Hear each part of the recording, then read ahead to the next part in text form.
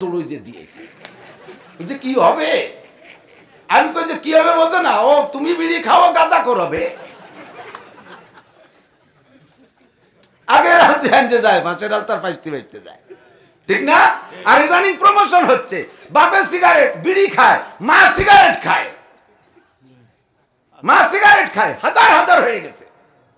আর ছেলে মেয়ে গাঁজা বা ফেন্সিডিল খায়, ছেলে মেয়ে গাঁজা বা ফেন্সিডিল। জীবনে কোনোদিন মুরব্বীরা কি বলা হয়, আমি এই কথা বলবো বলে আসছিলাম যে ফতোয়ার কিতাবে লেখে, সিরিয়াল ধরে সব লেখে, একটার পর একটা তরতিবের সাথে লেখে, তাই বা দিয়ে গেছে দূর চলে আইছি। আর কিছু লাস্টে যে কিছু মশালা থাকে যেগুলো কোনো শিরোনামের অধীনে দেয় না, তার নাম হলো বাবুল হাজরে আলে বাহা, এলোমেলো খুচরো খুচরো মশলা, যেটা যখন মনে আসে সেটা সেরকম। আজকে ওয়াজটা সে বাবুল হাজরে আলে বাহার মতো করবো বলে নিয়ত করছি, যা মনে আসে তাই কব, সমাজের সমস্যা যা যেখানে যা আছে। আল্লাহু আকবার। মা বাবা বিড়ি সিগারেট খায়, ছেলে মেয়েরা মদ গাঁজা খায়। আমাদের মুরব্বীরা সাক্ষী দেন, আপনাদের ছোটবেলায় আপনাদের মারা, আপনাদের বাপরা দাদারা আপনাদের মা দাদিদেরকে কি নাম ধরে ডাকতে শুনছেন? আশা করি শোনেন নাই। যদিও বাপরা বা দাদারা মুরব্বীরা পুরুষরা মহিলাদেরকে নাম ধরে ডাকছে, কিন্তু মহিলারা কি স্বামীরে নাম ধরে ডাকতে শুনছেন? জীবনেও শুনছেন? একথা কি কল্পনাও করা যায়?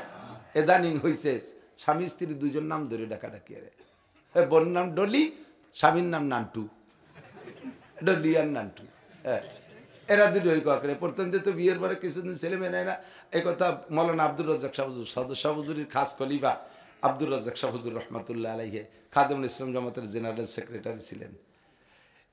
এইভাবে এই হাসি খুশির ভিতরে ক্লাসের মতো ওয়াজ করতেন, বড়রা জিম ধরে শুনতো। যশোরে হুজুর ওনার বয়ান স্টেজে বসে শুনতেন। তো উনি বলতেছেন যে ইদানিং নিউ স্টাইল হয়েছে, নিউ ফ্যাশন, যে স্বামী স্ত্রী উভয় উভয়কে নাম ধরে ডাকার ভিতরে একটা ক্রেডিট, একটা স্টাইল। বিয়ের পরে 4-5 বছর ছেলে মেয়ে নেয় না, আগে তো আল্লাহ দিত, ইদানিং আল্লাহ দেয় না, নিজেরা নেয়। সেগুলি কোয়া লাগে।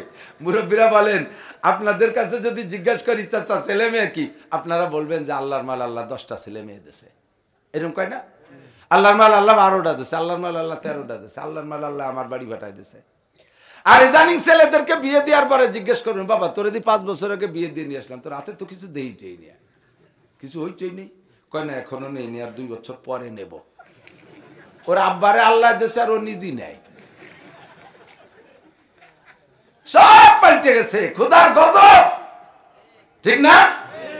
আল্লাহু আকবার। আব্দুর রাজ্জাক শাহ হুজুর বলেন, 4-5 বছর বিয়ের পরে পরে সিদ্ধান্ত নিয়েছে একটা নেবে, তা একটা নেছে, ছেলে একটা নেছে, একটা ছেলে দেশে।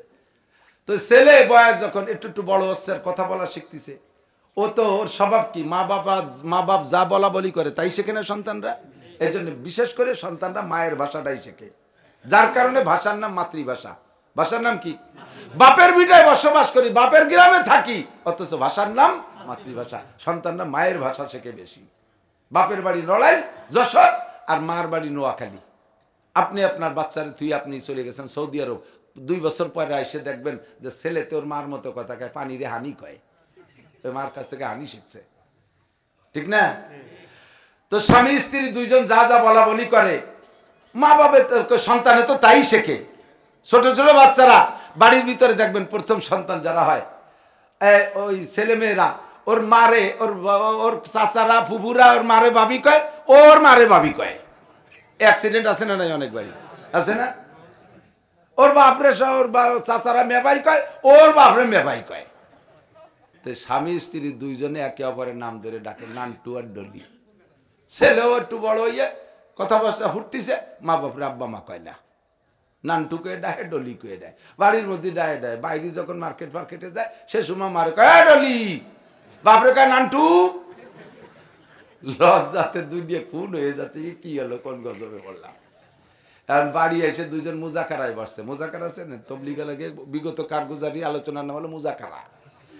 মার্কেটে যাইয়া যা হইছে এর মুজাকারায় বসে বলতেছে যে কি এটা বেইজ্জতি কৌদি, ওরা তো আমার কাছ থেকেই শিখছে, এখন ওকে এই ভাষা পাল্টানোর উপায় কি? তো মহিলাকে তো বুদ্ধি একটু বেশি, আসানো বুদ্ধি কয় কিছুদিন আমাকে কষ্ট করা লাগবে, পরেও ঠিক হয়ে গেলে আমরাও ঠিক হয়ে যাবো, তুমি কিছুদিন আমার মা কথি থাও, আমি তোমার আব্বা বলতে চাই।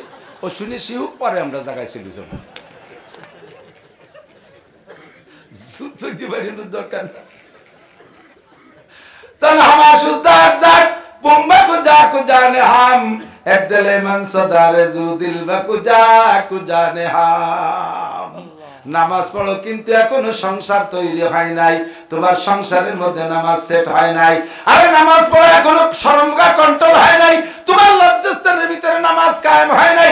নামাজ পড়ো এখনো পরের মাল হাত দিয়ে ধরো, পরের মাল চুরি করো, তোমার নামাজ অন্য জায়গায় সেট হইলেও হাতের মধ্যে সেট হয় নাই।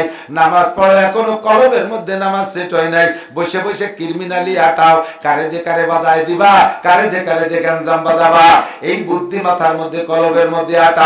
তোমার নামাজ অন্য জায়গা সেট হইছে, কলব আর মাথার মধ্যে কায়েম হয় নাই। নামাজ তোমারে কন্ট্রোল করছে, তোমার চোখ ভালো করছে, মুখ ভালো করছে, হাত ভালো করছে, শরমটা ভালো করছে, পেট ভালো করছে, জিহ্বা ভালো করছে, পোশাক বানাই দিছে, মাথায় টুপি পাগড়ি ধরাই দিছে, সবই নামাজের বদৌলতে হইছে। এখন আপনি একা একা পারফেক্ট হয়ে গেছেন, আপনার একার বডির মধ্যে নামাজ কায়েম হইছে, কিন্তু বাড়ির কেউ নামাজ পড়ে না, বাড়ির কেউ শরীয়ত মানে না। আপনার নামাজ আপনার একার মধ্যে কায়েম হইছে, কিন্তু পরিবারের মধ্যে কায়েম হয় নাই। এবার আপনার একা কায়েম করলে চলবে না। আল্লাহ পাক বলেন কু আনফুসাকুম ওয়া আহলিকুম নারা, কু আনফুসাকুম ওয়া আহলিকুম নারা। আগে নিজে বাঁচো, বাঁচার পরে পরিবার পরিজনকেও বাঁচাও। কুল্লুকুম রাইন ওয়া কুল্লুকুম মাসউলুন আন রাইয়াতিহি। আল্লাহ নবী বলেন তোমরা সকলে রাখাল, সকলে রাখাল। যাকে যতটুকু রাখালির দায়িত্ব দেওয়া হয় তার থেকে কিয়ামতে ততটুকু রাখালি বুঝে নেওয়া হবে। রাখাল বোঝেন নাকি আমি জানি না, রাখাল বোঝেন। গরু পালতে জন্য আগে রাখাল রাখতো না বাচ্চারি করে, রাখালে গরু পালে, রাখালকে রাখালের কাছ থেকে সন্ধ্যাকালে আপনি গরুগুলো বুঝে নেন। 5টা গরু দিয়ে তোরে পাঠাইলাম, কয়টা গরু আনছিস? 4টে গরু আইনে গোলি বানছেন, একটা গরু আপনি আনতে পারেন নাই। রাখাল মালিক আপনাকে কি ঘরে রাতের বেলা খাইতে দেবে? হেরিকেন ধরায় লাইট দিয়ে নামাই দেবে, যত রাত আমার গরু না নিয়ে আসবি না। যদি গরু না পাস তাহলে আগামী হাটে তোরে নোয়া ভাড়ার হাটে বেশি গরু কিনবো। যে কটা আনছি যে কটা থাক। আপনি রাখাল, সংসারে রাখাল। আপনি কিয়ামতে একেবারে সুন্দর সাজে গুজে ব্যাটিংটা মাথায় করে তবলিগে যান, সে ব্যাটিং সহ উঠছেন। হাদিস আছে তামুতুনা কামা তাহয়াউন ওয়া তুহশারুনা কামা তামুতুন। তোমার জীবন যাপন যেমন হবে মরণ তোমার তেমন হবে। আর মরণটা যে চেহারায় হবে, হাসরের মাঠে উঠাও সেই চেহারায় হবে। ব্যাটিং নিয়ে তবলিগি করে, তবলিগ করেন, মরণটা তবলিগি চেহারায় হবে। কিয়ামতের ময়দানে ব্যাটিং নিয়ে উঠবেন, মরণটা হইছে আপনার দাড়ি দুড়ি, জীবন যাপন ছিল দাড়ি টুপি পাগড়ি সহ, মরণটা হইছে সেইভাবে, আপনি উঠবেন সেভাবে। আপনার সব কিছু কমপ্লিট। আপনি আল্লাহর কাছে যে বলবেন আল্লাহ দেখো আমারে মানায় নাকি। আল্লাহ কয় তোরে তো খুব মানাইছে, তোর বউ ক, তোর মাইয়া ক। কই ওগুলোর সাথে পারি উঠি নেই। শেষকালে গেছিল মেয়েটা গেছিল শিক্ষা সফরে, তো ফিরে আসি নেই। আমি 3 চিল্লায় গেছিলাম, ও জীবন চিল্লায় চলে গেছে। বুড়ো সব কটারে নিয়ে আসবি বেরিও। 5টার সাইডে আনছিস, ওই সাইডে থাক। আর সেই ছোটটা হারাই গেছে, ওইখানে তালাশ করে নিয়ে গিয়ে ছোটটা হারাইছে, ওইখানে তালাশ করে নিয়ে আয়। কুল্লুকুম রাইন ওয়া কুল্লুকুম মাসউলুন আন রাইয়াতিহি। আমি কি বলি না কু আনফুসাকুম ওয়া আহলিকুম নারা। মসজিদে যে নামাজ পড়তে যাইয়া সূরা ফাতিহা ছাড়া নামাজ হয় না। যে জায়গায় নামাজ পড়েন সূরা ফাতিহা ছাড়া নামাজ হয় না। লা সালাতা ইল্লা বিফাতিহাতিল কিতাব, তিরমিজি শরীফের হাদিস। সূরা ফাতিহা ছাড়া নামাজ হয় না। সূরা ফাতিহা পড়তে পারেন? পড়েন তো কি? আলহামদুলিল্লাহ। এদিক তাকান। টেলিভিশন দেখতে দেখতে টেলিভিশনের সাথে অভ্যাসে সেট হয়ে গেছে। এখন টেলিভিশনের গুণা মনে হয় না। আমি আর সদর শাহবুজুরির বড় ছেলে হযরত ওমর আহমদ শাহবুজুর রহমাতুল্লাহ আলাইহি দুইজন কিশোরগঞ্জ গেছি মাহফিলে। তো যাইতে যাইতে রাত 9টা বাজে গেছে। দূরের থেকে গেছি, নিজস্ব গাড়ি না, লাইনের গাড়িতে। যার পরে এক বিশাল বড় লোকের বাড়ি রিসিপশনে আমাকে দুইজনে বসতে দিয়েছে। বসতে দিয়ে রিসিপশনে বসাইয়া টেলিভিশনের পর্দা 3.5 হাত ভিতরে এক গুল্লি দিয়ে এসে যে নাস্তা রেডি হয় নেই। উনি টেলিভিশনটা অন করে দেখে হুজুর দেখতে থাকেন, আমি নাস্তা দিয়েছি। ব্রেকফাস্ট, প্রথম ব্রেক টেলিভিশন দিয়ে। ব্রেকফাস্ট মানে কি? First break. ঢুকেই আমাকে দুজনের টেলিভিশন দেখতে বসাই দিয়ে গেছে। হুজুর কামি আজকে কি ওয়াজ করবার, প্রথম 2 হুজুরের টেলিভিশন। হুজুর তো ঘুমটা বুড়িতে রয়েছে, আমি লজ্জায় কি করবো বুঝতে পারতেছি না। তা তালা সালাতিও দিছে পাইলে, বন্ধু হতে দিছে পাইলে। পরে হুজুর কাছে যাদের নারী কোহানে ডুয়োন সেটা নিয়ে উঠে গেল। তো ওই যে প্লাগ জারে ডুবাই দিয়া ও সুইচ বুইচ চিনি ওইটা ধরে টানি গুলিয়ে লাগিয়েছি। বাড়িওয়ালা তো দেখতে দেখতে তার স্বভাবের সাথে সেট হয়ে গেছে। টেলিভিশনে যে গুণা এটা সে মনে করে না, মনে করে আমরা যেমন দেখি হুজুর ওইরকম দেহ। আপনি সব জায়গা নামাজ যদি এর ভিতরে সেট হয়ে যায়, এদিক তাকান। রোজার নাম রাখো, হজের নাম করো। বলেন রোজা, রোজা, হজ, যাকাত দাও, নামাজ পড়ার আরবি হলো ইকরা। অথচ কোরআন শরীফে যত জায়গা নামাজের কথা আছে, ইকরাউস সালাত কোন জায়গা নাই। নামাজের সাথে আছে আকিমু, কায়েম করো। কায়েম করার মানে হলো বাস্তবায়ন করো। কায়েম করার মানে কি খেয়াল করেন, কায়েম করার মানে নামাজের একটা বাস্তবতা আছে, সেই বাস্তবতাকে বাস্তবায়ন করো। নামাজের বাস্তবতা কি? নামাজের বাস্তবতা আল্লাহ পাক বলেছেন দুইটা। একটা হলো তানহা আনিল ফাহশাই ওয়াল মুনকার, নামাজিকে সব আকাম থেকে নামাজে বাঁচায়। আরেকটা আল্লাহ বলেছেন ইন্নাল হাসানাতি ইউযহিবনাস সাইয়্যাত, নামাজি ব্যক্তিকে নামাজে তার জীবনে সব গুনাহ মুইসা সাফ করে দেয়। নামাজি ব্যক্তির আমলনামাকে নামাজে পরিষ্কার করে ধুয়ে মুছে সাফ করে দেয়। ইন্নাল হাসানাত জামা মুআন্নাস সালেম, সব নেক কাজের স্বভাব হলো ইউযহিবনাস সাইয়্যাত, নেক কাজে গুনাহগুলো মুছে নষ্ট করে দেয়, গুনাহ সাফ করে দেয়। আল্লাহ বলেছেন এইটা। আর নামাজের ক্রিয়া, নামাজের বাস্তব, আমার দিকে ওদিক, নামাজের বাস্তবতা, নামাজের রেজাল্ট। নবী পাক বলেন মান হাফাজা আলাস সালাওয়াত আকরামাহুল্লাহু বিখামসি খিসাল, যে ব্যক্তি নিয়মতান্ত্রিক 5 ওয়াক্ত নামাজ পড়ে আল্লাহ তাআলা তাকে 5টি পুরস্কার দান করে। 1 নম্বরে ইউরফা আনহু যিকুল আইশ, নামাজি ব্যক্তির দুনিয়ায় কোনোদিনও অভাব হবে না। রাজা অভাবে পড়তে পারে, শিল্পপতি অভাবে পড়ে যেতে পারে, আকিস সাহেবের সম্পদ শেষ হয়ে যেতে পারে, আর ওই সালমানের রহমানের সব শেষ হয়ে যেতে পারে, বাংলাদেশের সব ধনীদের সম্পদ শেষ হয়ে যেতে পারে, 1000 বিঘা জমির মালিকের জমি শেষ হয়ে যেতে পারে। নামাজি ব্যক্তির ভাতের অভাব হবে না, নামাজি ব্যক্তির অভাব হবে না। বিশ্ব নবী বলেছেন আল্লাহর আল্লাহ থেকে যাই না। 1 নম্বরে ইরফান যিকুল আইশ, 2 নম্বরে আযাবুল কবর, নামাজি ব্যক্তির কবর আযাব হবে না। 3 নম্বরে ইউতিহিল্লাহু কিতাবাহু বিয়ামিনিহি, নামাজি ব্যক্তির ডান হাতে হাসরের মাঠে আমলনামা দেওয়া হবে। 4 নম্বরে ওয়া আবরু আলা সিরাতি কালবাক, নামাজি ব্যক্তি 30,000 বছরের পথ পুল সিরাত।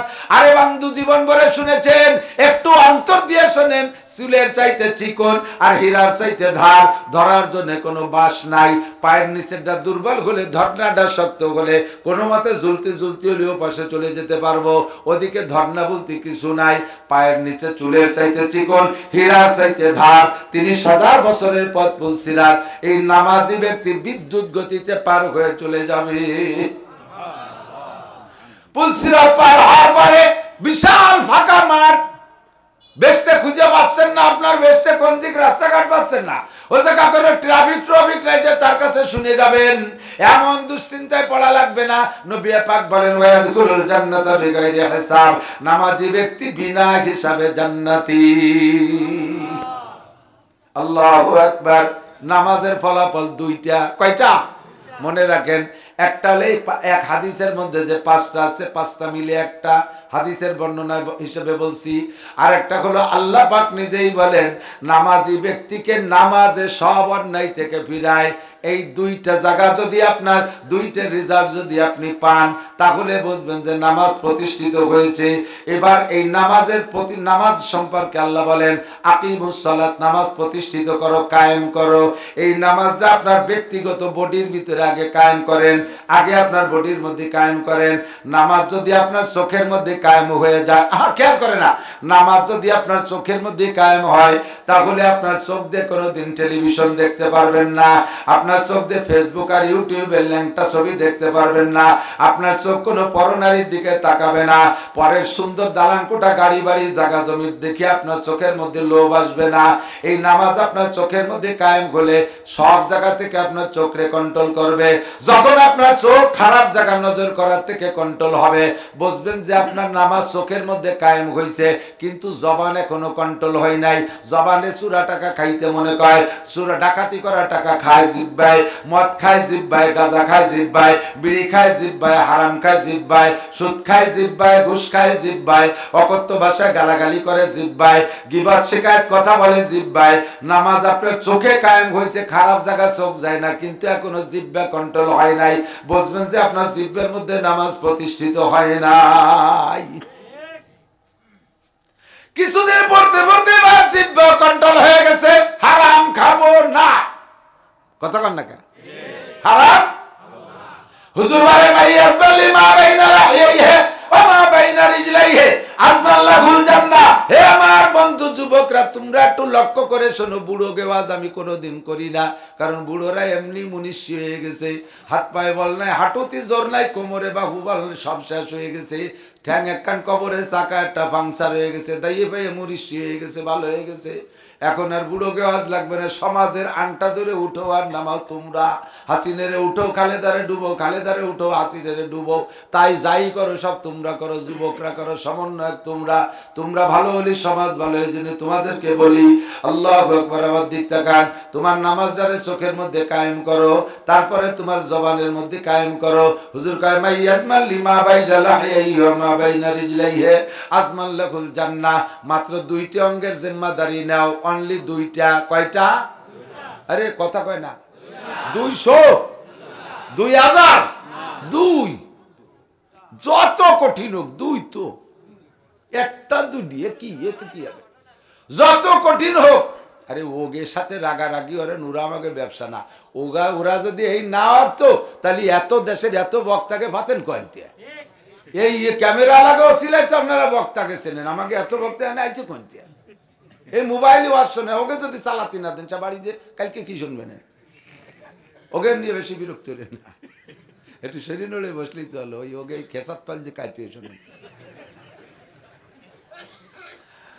অঙ্গ কয়টা? 2টা।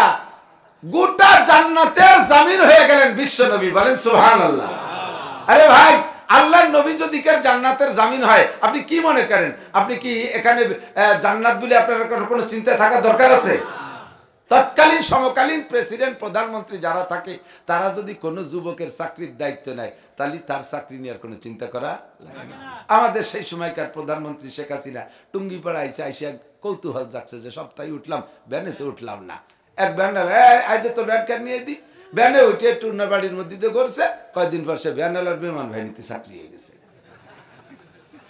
তো প্রধানমন্ত্রীর সাথে সোয়া লাগলেও বিমান বাহিনীতে চাকরি হয়, ঠিক না?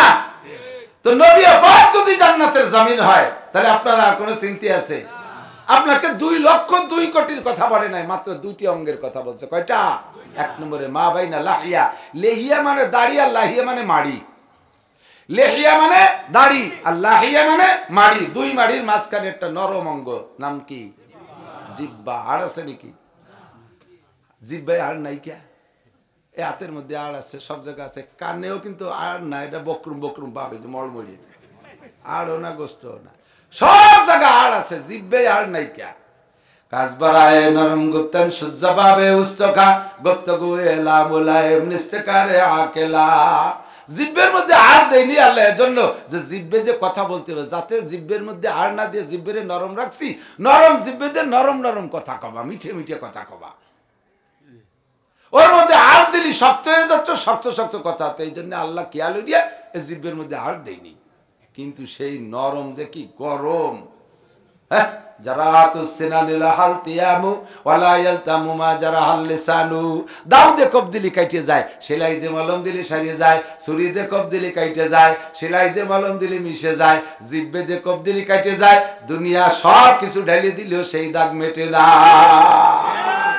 এমন কথা একটা কইছে যে তুই যা ওরি চলিস, তুই তোর এই কথা কিয়ামতে আমার মনে পড়বে, তুই সামনে আসিস না। ঠিক কিনা? এই নরমের বিশাল গরম, দুইটা নরম, দুইটি অঙ্গে হাড় নাই, জিব্বেও হাড় নাই, লজ্জাস্থানেও হাড় নাই। হুজুর কয় দুইটি অঙ্গ, এক নম্বরে দুই মাড়ির মাঝখানে নরম অঙ্গ জিব্বা, দুই নম্বর হলো দুই রানের মাঝখানে নরম অঙ্গ সরঙ্গা। এই দুই নরমরে যদি তুমি নরম রাখতে পারো, দুই নরমরে গরম হতে দিবা না, এই দুই নরমরে যদি নরম রাখতে পারো, তাহলে আমি তোমার জান্নাতের জামিন হইয়া গেলাম। অকথ্য ভাষায় গালাগালি করিস না যুবক, একটা অকথ্য ভাষায় গালি দিলে 40 বছরের ইবাদত নষ্ট হয়ে যায়। কিছু বিল্লাহ কবেন না? কি বিল্লাহ? 40 বছর কয় যে এক বেলার ইবাদত নাই, নষ্ট হবে কি? 40 বছরের ইবাদত, ইবাদতই করিনি তো নষ্ট হতে তো কিছু তা লাগবে। তুমি তো ওই চিন্তা মনে হচ্ছে নষ্ট হওয়ার কিছু নাই, বিদায় কাজাবো ফাটার সাথে পাল্লাই দিয়ে। তুমি ও কথা নিশ্চিন্তে বসে থেকো না। 40 বছরের ইবাদত নাই, নষ্ট হতে পারবে না। নষ্ট হলে যে পরিমাণ ক্ষতি হয়, সম পরিমাণ গুনাহ দিয়ে তোমার আমলনামা ভরিয়ে দেবে এক এক গালিতে। মালিকের কাছে ব্যবস্থা আছে না নাই? জিব্বের মালিক কে? আপনি তো বলবেন না, স্বীকার করবেন আল্লাহকে। আলাম না যে আল্লাহু আইনাইন ওয়া লিসানা ওয়া শাফাতাইন, তোর দুটো চোখকে আমি দেই নাই, তোর আব্বা মা দিয়েছে। তোর জিব্বাকে আমি, তোর জিব্বার ঠোঁটকে আমি দেই নাই, আমি আল্লাহই দিয়েছি, তোর আব্বা মা দেয়নি। তা আমার দেয়া অঙ্গরে তোর ইচ্ছে মতো ব্যবহার করিস কে? ওর মধ্যে একটু নামাজরে কায়েম কর, জিব্বের মধ্যে নামাজরে কায়েম কর, চোখের মধ্যে নামাজরে কায়েম কর, তাহলে দেখবি তুই নামাজের ফলাফল পাবি।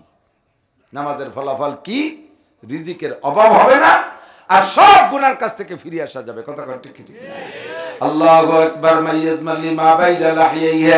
আজকে থেকে কয়েকজন মানুষ একটু প্রতিজ্ঞা করেন, যারা কাজাকাজি করেন না তারা করেন। আর আরে ভাই কেন কাজাকাজি করবো কেন? রাগ আপনি হন, হুজুররাও কি রাগ হয় না? হ্যাঁ, তাই হুজুররা তো রাগ যে কোনোভাবে তো হজম করিয়ে ফেলতেছে, কাজায় না তো, আপনি কাজান কে? এমন বকাবকি স্বভাবে পরিণত হয়ে গেছে, মানে বকা নিজের দেশে টেরও পায় না, গতানুগতিক বাড়িতে দেয়। 5টা কথার ভিতরে 3টে গালি, 2টে কথা। এ কাজাইস কে? কখন কাজাইছি, মানে ওটার সেট হয়ে গেছে। হিতে ঘুরতে তালে আছে, আসতেই তালে আছে। প্রত্যেকটা জিনিস এরকমই। ইবাদত যখন স্বভাবের সাথে সেট হয়ে যায়, তখন ইবাদত করতে কষ্ট হয় না। গুনাহ যখন স্বভাবের সাথে সেট হয়ে যায়, তখন গুনারে গুনাহ মনে হয় না। কতক্ষণ এদিক তাকান। টেলিভিশন দেখতে দেখতে টেলিভিশনের সাথে অভ্যাসে সেট হয়ে গেছে, এখন টেলিভিশনে গুনাহ মনে হয় না। আমি আর সদর শাহ হুজুরির বড় ছেলে হযরত ওমর আহমদ শাহ হুজুর রহমাতুল্লাহ আলাইহি দুইজন কিশোরগঞ্জ গেছি মাহফিলে। তো যাইতে যাইতে রাত 9টা বাজে গেছে, দূরের থেকে গেছি, নিজস্ব গাড়ি না, লাইনের গাড়িতে।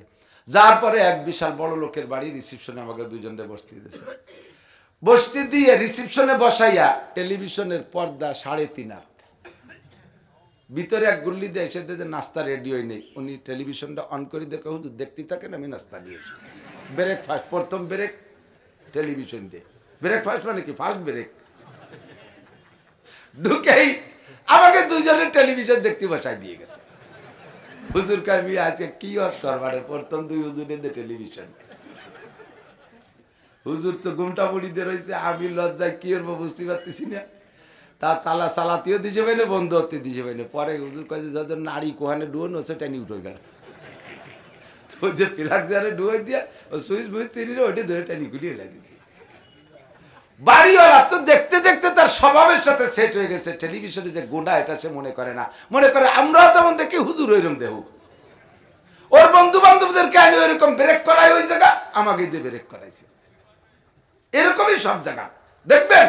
একজন আলেমের স্ত্রী কখনো একজন দিনদার মানুষের স্ত্রী রাস্তায় বিনা বোরকায় যাইতে পারবে? পারবে? একজন আলেমের বাড়ি বেড়াতে যাবেন, জীবনে কোনোদিন হুজুরের বউরে দিয়ে হুজুর বলবেন না যে আমার এই যে বন্ধু আলেমরা আছে, তুমি খানা পরিবেশন করো। টেবিলি দস্তারখান বসাই দিয়ে হুজুর অন্য বউরে দিয়ে মাইয়েরে দিয়ে এই খানা পরিবেশনে দেবে? অথচ জেনারেল পাবলিকের বাড়ি গেলে বন্ধু বান্ধবদেরকে বসাই দিয়ে উনি বুড়ো ঠাউর ওই জায়গায় চেয়ারে শীতে রয়েছে, বউরে আর মায়েরে কাছে তোমরা খানা পরিবেশন করে, আর সব আমার ক্লোজ ফ্রেন্ড। এই ক্লোজ ফ্রেন্ডকে নাম লাগাই দিচ্ছে বউরে আর মাইয়ের দিয়ে খেদমত করতে। কয়েকদিন পরে ক্লোজ ফ্রেন্ড কয়েকজন ওর বোর আর ওর মাইয়ের ক্লোজ ফ্রেন্ড হয়ে গেছে, ওটা আদাড়ে রাটি হয়ে গেছে। আমি দুধি মিশে গেছে, আদাড়ে রাটি আদাড়ে চলে গেছে। এইভাবে অভ্যাস হয়ে গেছে যখন, তখন আমরা হুজুররাও কোনো বাড়ি গেলি ও লোক এসে কা হুজুর আপনার বাবি একটু আপনার সাথে মুসাফা করবে। এ দাতাল রে কেন তুলে লাই চুতিয়া করে দিদি ভাবি আমার সাথে মুসাফা গুনাহ যখন স্বভাবের সাথে সেট হয়ে যায় তখন গুনারে গুনাহ মনে হয় না, নেকির কাজও যখন স্বভাবের সাথে সেট হয়ে যায় তখন নেকির কাজ করতে কোনো কষ্ট হয় না। সেম কোয়ালিটি অফ মোটরসাইকেল চালানো, এদিক তাকান, মোটরসাইকেল যারা চালান এখন ভালো চালান, শুরু করছেন যে সময় সে সময় মোটরসাইকেল চালাইতে গেলে সব কিছু একটা মনে হইয়ে করা লাগছে না। এখন ক্লাস করতে হবে, এখন ব্রেক করতে হবে, এখন গিয়ার দিতে হবে, তারপরে উল্টো পাল্টা হয়ে যায়, ক্লাস করতে যে ব্রেক চাপা হয়ে যায়, গিয়ার দিতে যে ব্যাকে গিয়ার পড়ে যায়, এরকম হয় না? সিগন্যাল লাইট জ্বালাতে যে হরেন বাজি ওঠে, এটা ওটা কত যাবে একটা মনে হইয়ে করা লাগছে। যখন চালাইতে চালাইতে 2 বছর চালাই এক করে ইজি হয়ে গেছে, এখন আর কোনোটা মনে করা লাগে না। মোবাইলের সাথে কান বাদাই যে কায় তো এই কেউ প্যারালাইসিসের রুগী পঙ্গু, এ প্রতিবন্ধী এটা কাটছে, মোটরসাইকেল চালাচ্ছে, ওর ভিতরে হরেন দিয়া, ওর ভিতরে গিয়ার করে, ওদিকে কথা হচ্ছে কিন্তু ফোনে লাখ লাখ কোটি কোটি টাকার ব্যবসা আছে, এই পাশে কায় তুইয়া, এর ফাঁকে মোটরসাইকেলের কোনোটা মনে করা লাগতেছে না, অনায়াসে হইতে তালে আছে।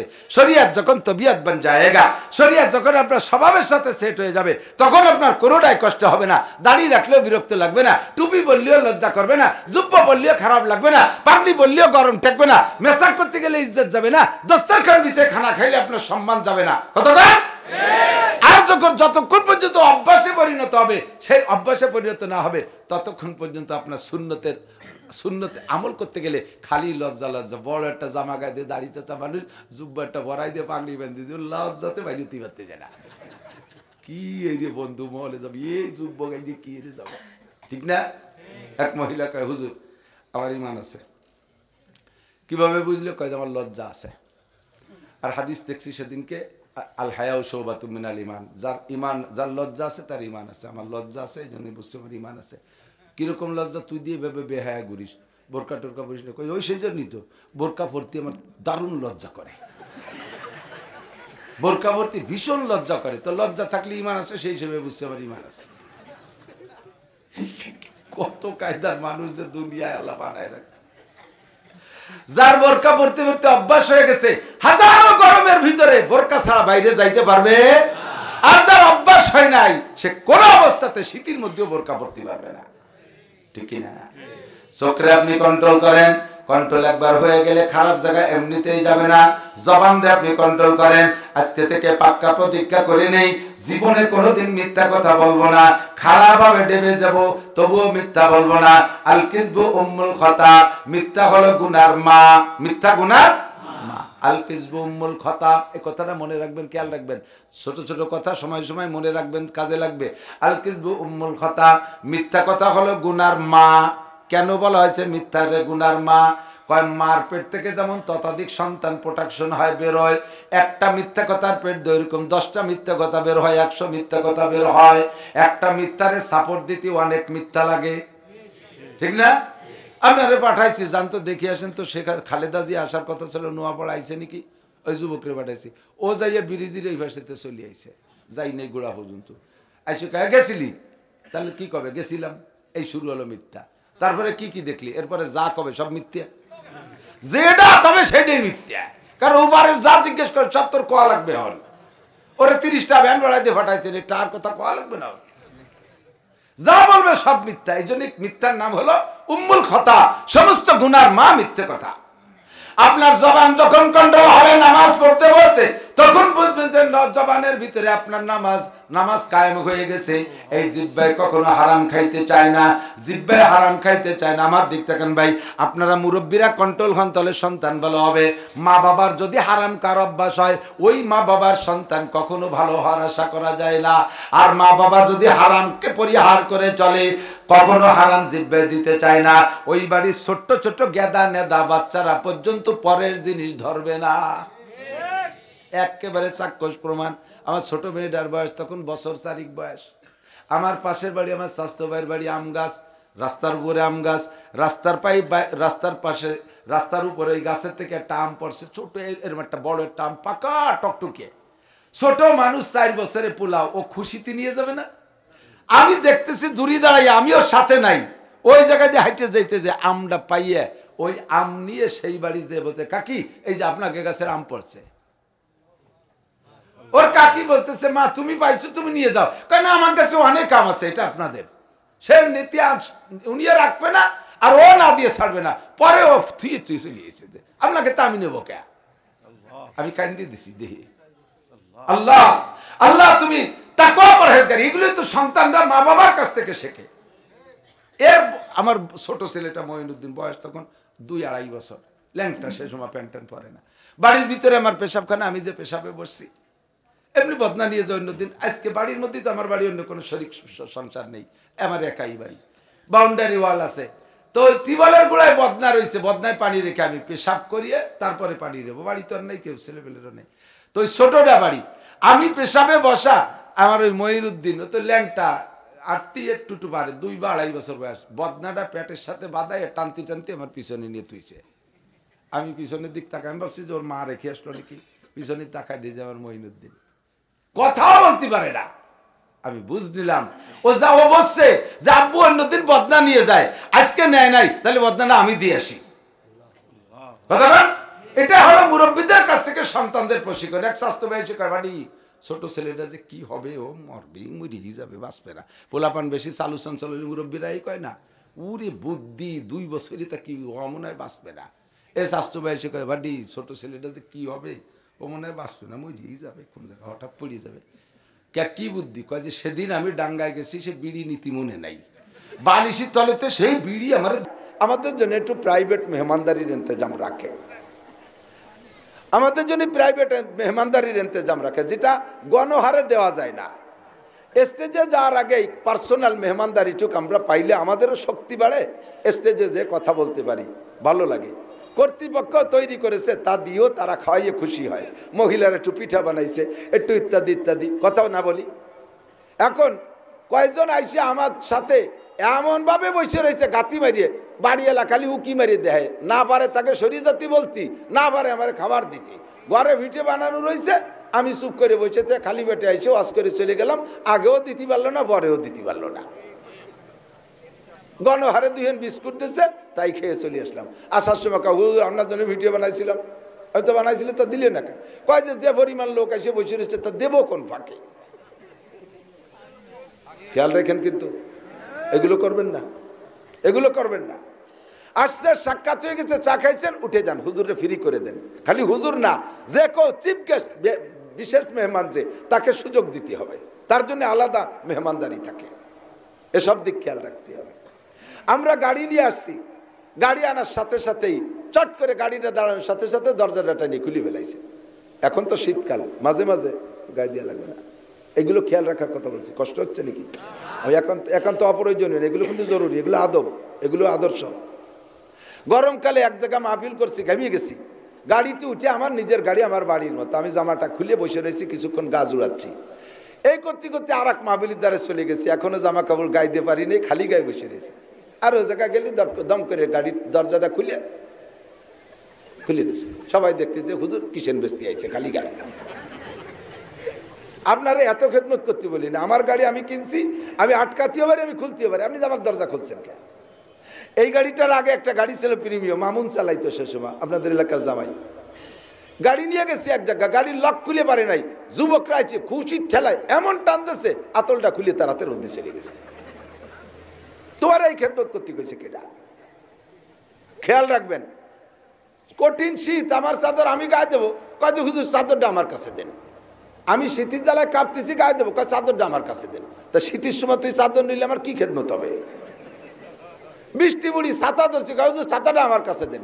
ছাতাটা নিয়ে ও মাথায় দেয় আর আমি বৃষ্টির মধ্যে দিয়ে আটি। মনে রাখবেন, হাসিয়ে হেসে বলি, সব কথা কিন্তু শিক্ষণীয়। এর নাম হলো আদাবুল মুআশারাত। ওলামায়ে কেরামের কাছে শুনে দেখেন, থানবী রহমাতুল্লাহ সব লেখছে আদাবুল মুআশারাত। আর কোরআনে কারিমের ভিতরে আল্লাহ বলছেন, ওয়াইজা তাইমতুম ফান্তাশিরু, খাবারের সময় যখন তোমাদের খানা খাওয়া হয়ে গেছে, এখন বসে বসে, ওলা মুস্তানি সিনাল্লি হাদিস, আমি তো হাফেজ নাই, যদি যেটুক লাগে সেটুক কই, খাওয়া দাওয়া হয়ে গেছে, এরপরে বাড়িওয়ালাদের কাজ রয়েছে, তাকে সুযোগ না দিয়ে ওই জায়গা গাতি মারি বসে পান খাচ্ছে, সিগারেট খাচ্ছে, গল্প করে নিয়ে যাচ্ছে, বাড়ির বিটিরা নড়াচড়া করতে পারতেছে না, উচিত না।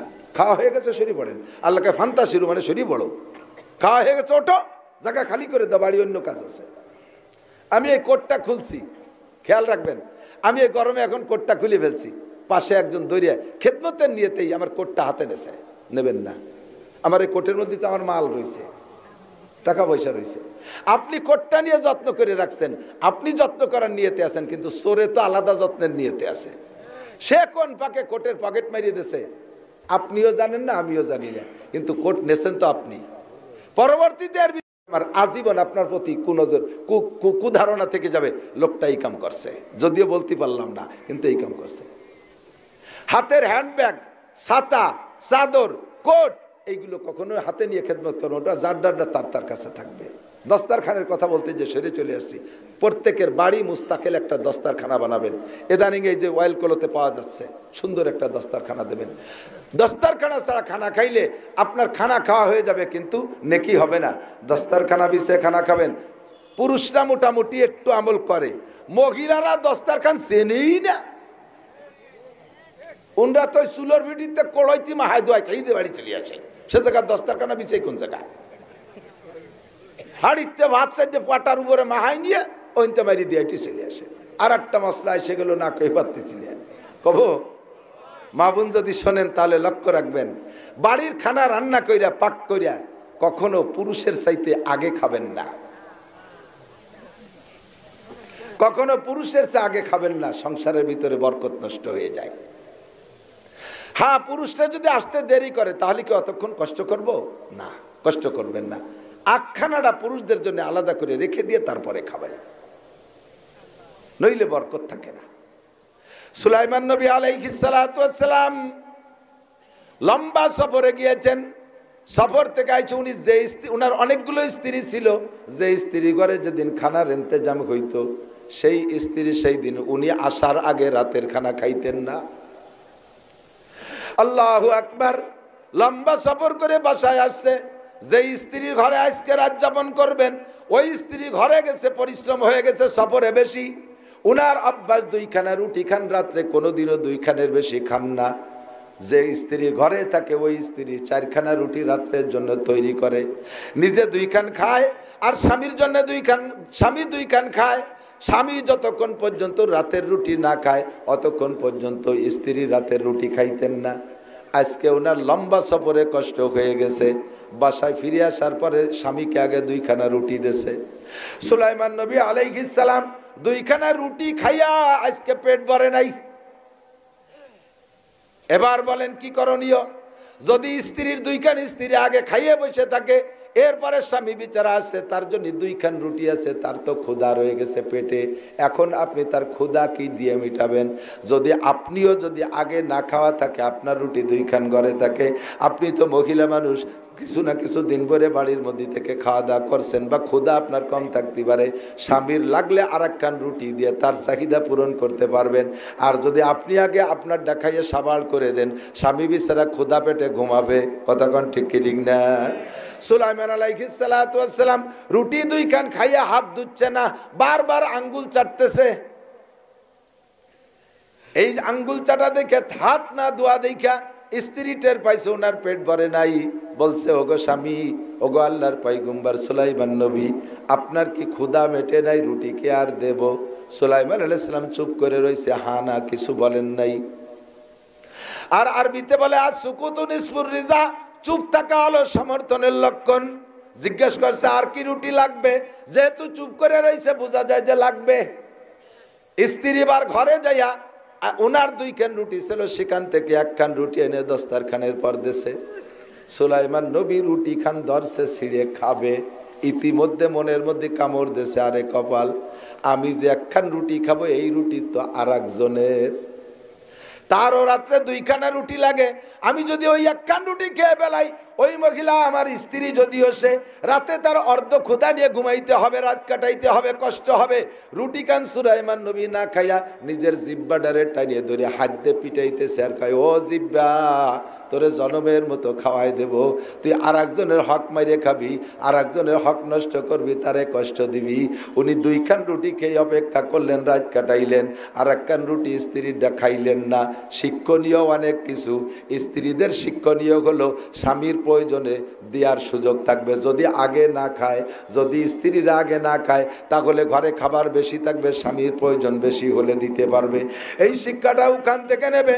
আর পুরুষরা শিক্ষা নেবে, কি শিক্ষা নেবে?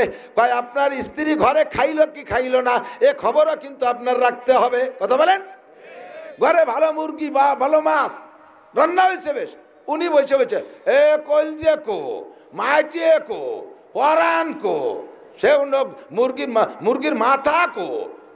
এত বড় ইলিশ আনলাম, ইলিশি মাথা নাই, সব মাথা পরান কলজে জীবন ভরে তোমার পরানে চাই। ও বিটি মানুষ মহিলা, তার কি পরান চায় না? তুমি তো কত জায়গায় দাওয়াত খেয়ে বেড়াও, সে জায়গায় মোটা মোটা খাও, মহিলাকে দাওয়াত চাওয়া তাই না কোনো জায়গায় তেমন। বাড়ি যেদিন খানা ভালো হবে সেই দিন আমরা পুরুষদের দায়িত্ব, আগে মহিলাদেরকে পরাণ ভরে খাওয়াবেন সামনের পর বসে। তবে মহিলাকে আমরা সামনে বসে খাওয়াবো, মহিলারা যেন আমরা আসার আগে আবার গাইড কেটে না দেয়, উন্ডা যেন আবার আড়ি বেরিয়ে না দেয়। আগে উন্ডা থাকবে, অপেক্ষা করে স্বামীকে নিয়ে একসাথে খাবেন। বাকি স্বামী স্ত্রী দুইজন যতদিন একসাথে খানা খাবেন অতদিন মিল মোহাব্বত কম হবে না, অতদিন মিল মোহাব্বত কম হবে না। বুড়োরা আইসা কয় বাবা একটা তাবিজ দাও বাবা। আমি তো মাদ্রাসার হুজুর আসে আমার কাছে, আমার আব্বা তাবিজ দিত, সেই সুবাদে মনে করে আমিও বুঝি দেই। আমি কিন্তু তাবিজের বিশ্বাসীও না, তাবিজের ভক্তও না, তবুও মাঝে মাঝে আসে মুরব্বীরা, কয় বাবা একটা তাবিজ দাও। কয় কি তাবিজ? কয় তোমার শাশি আমার দিক ফিরিয়েও তাকায় না। সুবহানাল্লাহ। তোমার চাষি আমার কাছে আসে না। আমি বলে বুড়ো কালে না আসলি কি হয়েছে? বাবা বুঝবা, বুড়ো হলি, যৌবনকালে স্ত্রী লাগে এক কাজে, বুড়ো হয়ে গেলি লাগে নানান কাজে। যৌবনকালে স্বামী লাগে এক কাজে, বুড়ো হয়ে গেলি লাগে নানান কাজে। যত কাজে লাগে বুড়ো হলি বোঝা যাবে, আগের তা বলতে পারতেছি না। নানান কাজে স্বামী স্ত্রী একে অপরের সহযোগিতায় লাগে। বাবা বুঝতে পারবো না, একটু দোয়া করে একটা তাবিজ দাও, তোমার কাকি যেন আমার কাছে এসে বসে। আমি বললাম কাকি, কাকা, কাকিরে কাছে বসানোর জন্য এক প্লেটে খানা খাবেন। বাবা প্লেট, সে খাটের কোনাই বসে না আর থালের কোনায়। তুমি একটু দোয়া হইরে দাও, একটা তাবিজ দাও, খাটের কোনায় বসাতে হলে থালের মধ্যে আমি ডুয়ো বানিয়ে যে পাবে পারি। এক প্লেটে স্বামী স্ত্রী দুইজন যতদিন খানা খাবেন অতদিন মিল মোহাব্বতের তাবিজ দেওয়া লাগবে না। বাস্তব প্রমাণ আমি হাতে ধরে শিখাই দেয়, দিক তাকান। বাস্তব প্রমাণ। তবলিগি জান না? তবলিগি এতাতিনা উলামা ইকরামের সাথে। কার সাথে? জোরে কান। বেজাল আছে নাকি এর মধ্যে? আলেমদের তবলিগের পক্ষে কারা? 2 নম্বর কে আছে নাকি এর মধ্যে? আল্লাহ হেফাজত করবে, বলেন আমিন। বন্ড পার্টি, 7 পার্টি বাংলাদেশের একটা অন্যতম টুপিধারী পাগড়িধারী সন্ত্রাস। বন্ড পার্টি, 7 পার্টি টুপিধারী পাগড়িধারী, এরা তবলিগের নামে একটা সন্ত্রাস পার্টি। টঙ্গীর ময়দানে যাইয়া 5-6 জন মানুষকে হত্যা করে দিয়েছে রাতের অন্ধকারে। তবলিগি যাবেন, উলামায়ে কেরামের সাথে যাবেন। তবলিগি একটা চিল্লা দেন, 12 পুরীর 12 জন, শরীয়তপুরীর একজন, মাদারীপুরীর একজন, ফরিদপুরীর একজন, রংপুরীর একজন, দিনাজপুরীর একজন, সৈয়দপুরীর একজন, এমন করে 12 পুরীর 12 জন এক জামাতে তবলিগ কইরা কাকরাইল যখন আসে, কাকরাইল যখন আইসা কারগুজারি শেষে যখন বিদায় নেয়, দেখবেন গলা জড়াই ধরে ভাই মরা শোকের মতো কান্তি থাকে। কান্দে না? জীবন ভরে প্রতিবেশী ভাইদের প্রতি এত ভালোবাসা হইল না, 40 দিনই এই কয়জনের মধ্যে এই ভালোবাসাটা কেন হলো? কেনটা একটু বুঝে নাও। এক প্লেটে 4 জন করে ভাত খাইছে, এক প্লেটে 4 জনের ভাত খাইছে। শুকনো শুকনো তরকারির সময় যেমন খাক আর না খাক, লাস্টে যে খানিক ডাল ঢেলি নয় না, ডাল, এই ডাউল ঢেলি নিয়ে ডাউল যে ভাত খায় আর হুজুর শিয়াই দেশে বারবার আঙ্গুল চাটতে হয়, বারবার আঙ্গুল চাটতে হয়। তা জিব্বে আঙ্গুল চাটিয়ে সেই 4টা আঙ্গুল ডালির মধ্যে, তা জিব্বেতে নাল মাহাই গেছে না আঙ্গুলি, এই 4 জনের নাল ভিজলে লাস্টের ডাল ছায় না, লালা লালা হয়ে যায়। এরকম উসলিয়া আঠা আঠা দেয়া যায়। তাও 4 জনের চুমুক দিয়ে ভাগ করে খাইয়ে পরে আইসে মেটিয়ে খাইয়ে খায়। তার মানে কি? একজনের লালা এই ডালির মাধ্যমে আর একজনের পেটে চলে গেছে। এই লালায় লালায় সম্পর্ক হইয়া ভিতরে ভিতরে এত ভালোবাসা হয়ে গেছে, আঙ্গিক সম্পর্ক হয়ে গেছে, যার কারণে কাকরাইল থেকে বিদায়ের সময় কান্নাকাটি করে। বাস, আপনি আপনার স্ত্রীর সাথে সম্পর্ক স্থায়ী করতে হলে জীবন ভরে এক প্লেটে খাওয়ার অভ্যাস করবেন। কাকারা আজকেই যে আরম্ভ করে দেবেন ইনশাআল্লাহ। কয় যে বাবা দুই দুই বুড়ো বুড়ি যদি এক প্লেটে খায় তাহলে বাড়ির জুয়ন যারা আছে তারা কি ভঙ্গিছে কুয়োরা বেশি, বুড়ো কালে আল্লাহতে গদ গদ হয়ে যাচ্ছে, ইয়ার কি হতে জায়গা পায় না। নাসির হুজুর শিয়াই দিছে তাইতে এই হতে হবে নাকি? আরে বেটা এই করতে হবে, ফা কথা মোটে কবি দেয়া তোরাও খাবি, মা বাপরে তো এক প্লেটে খাবি, তাহলে মা বাবার ভিতরে জীবনে গ্যাঞ্জাম হবে না, বরঞ্চ একটা আনন্দের বিষয়। কথা বলেন না কেন? আনন্দিত হবা। আমার আব্বা মা 80 বছর বয়সেও এখন এক প্লেটে খায়, দেখো আব্বা মার মধ্যে কি ভালোবাসা, এটা তো একটা আনন্দের বিষয়। এ জায়গা খেপা বাঁকা। আল্লাহু আকবার। এগুলো সবই নবী পাকের আদর্শ। সিদ্দিকা আয়েশা বলেন, নবী পাক আর আমি একসাথে খানা খাইতাম, কাঁচের গিলাসে পানি পান করতাম, আমি পানি পান করতাম, পানি পান করে বাকি অংশ রেখে দিতাম। এইভাবে করিয়া নবী পাক লক্ষ্য করতেন, পানির কাঁচের গিলাসে আবার ঠোঁটটা যে জায়গা লাগছে হুজুর সেই জায়গা ঠোঁট মিশাই পানি খাইতে। আমি গোস্ত খাইতাম, গোস্তের এক পাশ কামড়াইয়া আমি রেখে দিতাম, ওই গোস্তের গায়ে দাঁতের যে দাগগুলো লাগছে নবী পাক সেই দাঁতে দাঁতে দাগ মিশাইয়া চাবাইয়া খাইতেন। যার কারণে হুজুর আলাইহিস সালাতু ওয়াস সালাম বাকি 10টা স্ত্রীর চাইতে আমাকে হুজুরের জন্য বেশি ভালোবাসতেন, আল্লাহর নবী আমাকে বেশি ভালোবাসতেন। আর এই ভালোবাসা শুধু আমার সাথেই না, হুজুরের সব স্ত্রীর সাথে হুজুর এই আচরণ করতেন। যার কারণে নবী পাকের সাথে স্ত্রীদের সবসময় ভালোবাসা ছিল। আমাদের এই সুন্নতগুলো ঠিক রাখবো। এক দস্তারখানায় খানা খাবেন, দস্তারখানার সুন্নতি তরিকায় বানায় নেবেন, একটা সুন্নতের পর আমল করবেন, 100 শহীদের সওয়াব। এক আল্লাহু আকবার। আমার দিক তাকান, মেসাকের পর আমল করলে 100 শহীদের সওয়াব? জোরে বলেন। বিরাজ দিয়ে দাঁত মাজলি 100? বিরাজ দিয়ে দাঁত মাজবা, বিরাজ ফায়ার করে কলজে ফুটোই ফেলাই দেবে। আল্লাহ দাঁত পরিষ্কার করার জন্য ডেলি একবার বিরাজ করেন, ওটা নেকির নিয়েতে না, কিন্তু তবে দাঁত পরিষ্কার করতে বিরাজ লাগে না, জীবনও বিরাজ করি না। সারা জীবন ভরে পকেটে মেসক থাকে। 30 বছর যাবৎ পান খাচ্ছি, আল্লাহর রহমতে সেই হারে দাঁত এখনো কালা হয় নাই। মেসকি করি, মেসক পেস্তে বিরাজতে মাজুন দিয়ে মেসক করেন, তাতে কি হবে? দাঁতও সাফ হবে, সাথে 100 শহীদের সব পেয়ে যাব। পারা যাবে না ইনশাআল্লাহ? পারা যাবে না ইনশাআল্লাহ? আজকে 2 সুন্নতের পর একটু অঙ্গীকার নেই, আমি এভাবে খুব একটা নেই না। আজকে 2 সুন্নতের পর আগামীকালকে যে গাছের ডাল দিয়ে মেসক বানাইতে পারবেন কোন কোন আল্লাহর বান্দা? বানাবেন? সত্যি বানাবেন? সত্যি কন বানাবেন? সত্যই বানাবেন ইনশাআল্লাহ? ইনশাআল্লাহ বানাবেন? এত মানুষ সুন্নতের পর আমল করার কারণে যে নেকি হবে আমি তার % পাবো ইনশাআল্লাহ। আর যেভাবেই খানা খান, একটা দস্তারখান বিছেন, দস্তারখান বানাবেন। কে বানাবেন দস্তারখান? দেখি দস্তারখান খাবেন তো? খাবেন দস্তারখানে? আল্লাহর কসম রুজির বরকত বাড়বে, আল্লাহর কসম রুজির বরকত বাড়বে। আর খাবার পড়ে গেলে তুলে খাবেন, খাবার পড়ে গেলে, আরে খালি ভাত পড়ে গেলে খুঁটিয়ে খাবেন তা না, ভাত পড়ে গেলে খুঁটিয়ে খাবেন তা না, ওর তরকারি পড়ে গেছে যেটা খাওয়া যায় তুলে খাবেন, একটা মাছের টুকরা পড়ে গেছে যেটা তুলে খাওয়া যায় সেটা খাবেন। আর একটা কথা মনে রাখবেন, এসে গেছে যেহেতু কয়ে যায় হুজুর সব দিন সব কথা আসে না। খাবারের ভিতরে যে উচ্ছিষ্ট মানে কাটা হাড্ডি এগুলো আপনি কখনো পানির মধ্যে ফেলবেন না, সিলুমসির মধ্যে ফেলবেন না। যে পাত্রে পানি আছে এর ভিতরে এগুলো ফেলবেন না, এগুলো আরেকজনের খাবার। কাটা যদি পানির মধ্যে ফেলান, এর যত বড় মাছের কাটা হোক ওইটা আর বিড়ালে খায় না, কারণ ওর কাটার ভিতরে যে স্বাদ ছিল পানিতে দিয়ে নষ্ট হয়ে গেছে, ও আর খাবে না।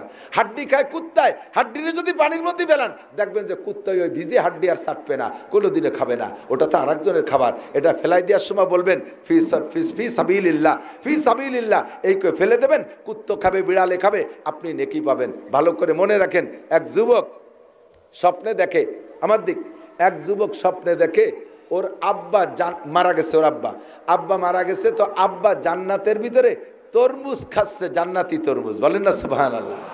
আর গাল বেয়ে বেয়ে তরমুজের লাল রস পড়তেছে, আর আব্বা যে কি মজা পাচ্ছে তরমুজ খেয়ে খেয়ে, খুব মজা পাচ্ছে। স্বপ্ন ভাঙ্গার পরে, ঘুম ভাঙ্গার পরে সজাগ হয়ে এখন বুঝে উঠতে পারতেছে না কি দেখলাম।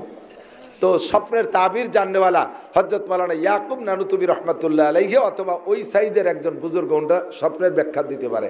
স্বপ্ন হলে এক আজীব জিনিস, এদিক খেয়াল করেন, স্বপ্ন এক আজীব, দেখবেন একটা, তার তর্জমা আর একটা, এ বোঝা বড় কঠিন। এক যুবক স্বপ্নে দেখে, ভালো ধার্মিক দিনদার এক যুবক স্বপ্নে দেখে 7 খান কোরআন শরীফের উপরে পেশাব করতেছে। কিছু কবেন না? মুসলমান কোরআন শরীফের উপরে স্বপ্নে পেশাব করা স্বপ্নে দেখে, এটা কি ভালো স্বপ্ন? যুবক নামাজি ওযু বানায় শুইছে, তাহাজ্জুদ মিস নাই, দাড়ি সুন্নত কোনোটা মিস নাই, সুন্নতি কায়দা ডাইন কায়দা শুয়ে রয়েছে, সেই শেষ রাত্রি ওই কায়ত অবস্থায় শেষ রাত্রির স্বপ্ন বেশিরভাগ সত্য হয়।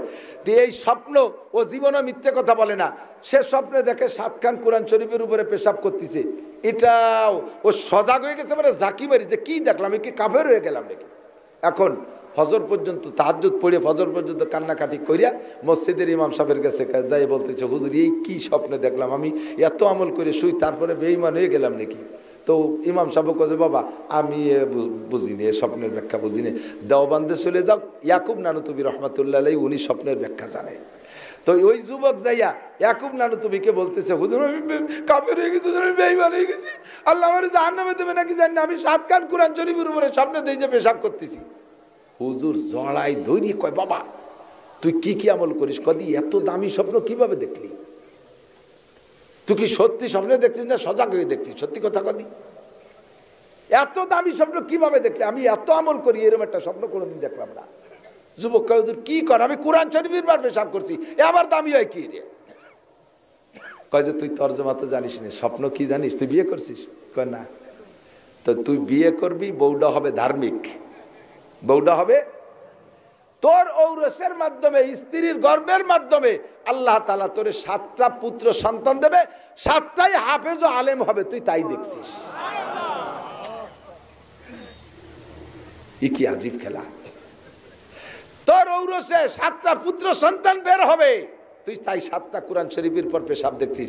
আর এই 7টা ছেলে হাফেজ ও আলেম হবে। পরবর্তীতে ছেলেটা বিয়ে করছে, ধার্মিক বউ পাইছে, 7টা ছেলে হয়েছে, সবগুলো দারুল উলুম দেওবন্দ থেকে হাফেজ আলেম হয়ে গেছে। তাহলে স্বপ্নে একটা দেখেন তর্জমা কি, বোঝা বড় কঠিন না? যাদের আল্লাহ এলেম দিয়েছে তারা বোঝে। যুবক স্বপ্নে দেখে বাপে তরমুজ খাচ্ছে, এখন ভয় পাইছে, আল্লাহ তরমুজই খাচ্ছে না অন্য কোনো নাপাক খাচ্ছে, কি দেখতে কি দেখলাম আল্লাহ জানে। যাইয়া হুজুরি কাছে বলছে, হুজুর বলছে, বাবা তুমি কি দিনের বেলা তরমুজ খাইছো নাকি? বলে, জি হুজুর আমি দিনের বেলা তরমুজ খাইছি। কিভাবে তোমার দিনের তরমুজ খার ইতিহাসটা কও? কয় যে হুজুর আমি যখন বাজারের থেকে তরমুজ নিয়ে বাড়ি ঢুকি, তা আমার ওই বাড়ি ঢোকার পথে গোয়াল আতাল, গরু বান্ধে আতাল কয় না, এই আতালে আমার গাইটা ছিল, আমার ওই গাই আমার তরমুজের দিক তাকাইছিল। পরে আমি তরমুজ খাইয়ে ওই খোসাগুলো সব আমার গাইরে দিছি, সে যে কি জুবা জুবা করে খাইছে, লাল গাল বেয়ে তার রস পড়ছিল। হুজুর বললেন, তোমার গাইতে তরমুজের খুশা খাইয়ে দোয়া দেছে, সেই দোয়ার ওসিলায় আল্লাহ তাআলা তোমার আব্বাকে জান্নাতে তরমুজ খাওয়াইছে। আপনি মাছ খাইছেন, গোশত খাইছেন, হাড্ডিগুলো আব্বা মার নামে সদকা করে দেন, বিড়ালে খাবে, কুত্তই খাবে, আপনার আব্বা মাকে আল্লাহ জান্নাতের মাছ গোশত খাওয়াবে। এ যদি পানির মধ্যে ফেলেন তাহলে ও আর বিড়াল কুত্তই খায় না, জিন্দেগিতেই সদকাটা হবে না, আমল করা যাবে না ইনশাআল্লাহ। এই কথাগুলো তো সব দিন আসে না, আজকে এসে গেল অতর্কিতভাবে। ওয়াজ করবো একটা হয়ে যাচ্ছে, আর একটা কী তা আল্লাহ জানে, আল্লাহ ভালো জানে। যে সমস্যা, সে সমস্যার সমাধানগুলো আল্লাহ তাআলা উলামায়ে কেরামের জবানে এনে দেয়। তবলিগি যাবেন দেখবেন, তবলিগি গেলে মুরব্বীরা বলে দেয়, কোনো কিছু খাইতে মনে চালে বলবেন না, জানা আছে না? তবলিগি গেলে এগুলো বলে দেয় না, কোনো কিছু খাইতে মনে চাইলে বলবেন না, বললে পাবেন না। একেবারে বাস্তব। কিশোরগঞ্জ, গতকালকে কিশোরগঞ্জ মাহফিলে গেছিলাম, কিশোরগঞ্জের পাকুন্দিয়া থানায় গেছি মাহফিল তবলিগে, এক চিল্লা রমজানে। এখন মনে চাইতেছে যে পুরোটাই তো এদিক কাটাইলাম, কিন্তু কাঁঠাল তো খাতি, দুধ তো খাতি পারলাম না। আমির সাহেবরে বললাম, আমির সাহেব চিল্লাটা চলে গেলে একটু দুধের জোগাড় করতে পারলেন না? আমির সাহেব বললেন যে ঠিক আছে হুজুর, আপনি নিজেই যান, আর একজন সাথী নিয়ে যান, দেখেন কোন বাজারে দুধ পান। ওদিক বিকেলে বাজারে দুধ ওঠে। 5টা বাজার ঘুরছি, একটা বাজারে 100 টাকা দুধ পেলাম না। দুঃখে জ্বালায় বাঁচিনি যে এদেশে এত দুধ, আর এক বাজারে দুধ পেলাম না। পরে কয়েকদিন বার কাঁঠাল খাতি মনে চাচ্ছে, চিন্তা হলাম যে কইলে তো পাওয়া যায় না, তা কবইলে দেখা যাক দেই কাঁঠাল কিনবা। চুপ করে রয়েছি, সন্ধ্যার আগে 1 মণি 1 কাঁঠাল আইছে, 3 দিন পর্যন্ত খাই শান্তি পারি না। যে বিষয়গুলো সমাজে প্রয়োজন, কখনো বক্তারে বলবেন না যে এইগুলো বলে দেন, মনে মনে দোয়া করবেন, দেখবেন প্রয়োজনীয় কথা তাহলে এই সুন্নতের পর আমাদের আমল করা তৌফিক দান করুক, বলেন আমিন। অনেকগুলো বলছি, কিন্তু মনে আছে অনেকগুলো বলছি। বসার আদব বলছি, বক্তার সাথে সাক্ষাতের আদব বলছি, গাড়ি খোলার আদব বলছি, দস্তারখানের কথা বলছি, মেসাকের কথা বলছি। তবে মেসাকের একটা কথা বাকি রয়েছে, আর দস্তারখানের একটা কথা বাকি রয়েছে। দস্তারখানের সাইজ হবে কতটুক? কমপক্ষে সোয়াত স্কোয়ার, সোয়াত। পকেটের নাক মুসা রুমাইল আছে 1 বিঘে থাকেন, তাই থালের তলে বিছিয়ে দিয়েছে। আর এর মুখ হলো কন্যা কি আবার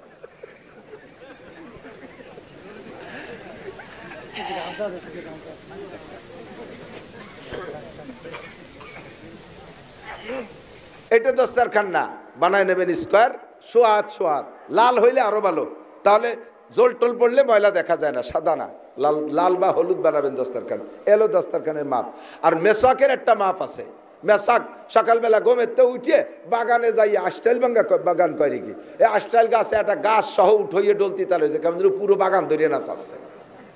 আরে কি জ্বালাই বললাম রে, আমি এনে বাড়ি বেলাইছি বলে উপর দিয়ে আমার মাথা ধরে একজন দাঁড়ায় মুছে দেন দিয়ে, আর লাইন ছড়াই দেন, ওইদিক ছড়াই দেন, করতেই এসে। এই পানি যে কি উপকারী, 1 ফুট মাথায় পড়লে পরে পাততালি বন্ধু ঠান্ডা হয়ে যায়। 1 সপ্তাহ বন্ধু গলা বসে থাকে। কোন দিক সরব? একটু সরাই দেন, এটা একটু সরাই দেন, এটা ওদিক জায়গা আছে, কষ্ট হয়ে যাচ্ছে আপনাদের। দক্ষিণ দিকে সরলে ভালো। হ্যাঁ, দক্ষিণ দিকে এই টেবিলটা